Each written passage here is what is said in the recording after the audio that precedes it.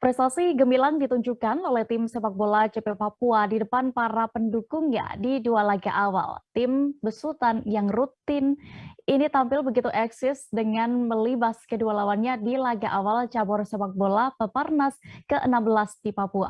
Informasi lengkapnya akan disampaikan oleh rekan Hendrik Rewapatara, jurnalis Tribun Papua yang kini sudah tersambung bersama kami. Halo rekan Hendrik. Ya, halo selamat sore waktu Papua untuk rekan Dea dan juga Tribuners. Rekan Hendrik bisa dijelaskan bagaimana untuk hasil pertandingan dari tim Papua ini? Oke rekan Dea, terima kasih. Dapat saya informasikan bahwa pada cabur sepak bola CP ini mulai ditandingkan pada hari Senin kemarin tanggal 8 ya, di mana Papua tampil sangat memukau dengan pertandingan pertama melibas Jawa Timur dengan skor 12-0 dan di laga kedua di hari kemarin Selasa melibas Jawa Barat dengan skor 5-0. Begitu rekan Dea. Untuk tim Papua tampil memukau ya ini ya. Lalu berapa hasil skor terakhir Papua melawan Jawa Timur dan Jawa Barat? Ya rekan Dea, ini memang skor yang sangat luar biasa ya ditampilkan atau dipersembahkan dari tim sepak bola CP Papua ini.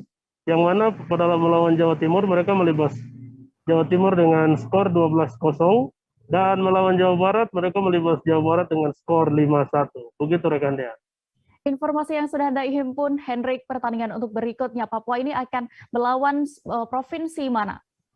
Ya rekan Dea, ini memang partai yang saat ini sedang berlangsung ya, di mana akan berlangsung pada jam 4 sore nanti waktu Papua, di mana Papua akan melawan Kalimantan Selatan yang kita ketahui bersama bahwa mereka adalah juara bertahan dari sepak bola CP ini, yang mana mereka ambisi untuk mempertahankan gelar emas, namun Papua ambisi juga main di tanah Papua dan ambisi tersendiri dari Papua untuk merebut emas. Begitu rekan Dea.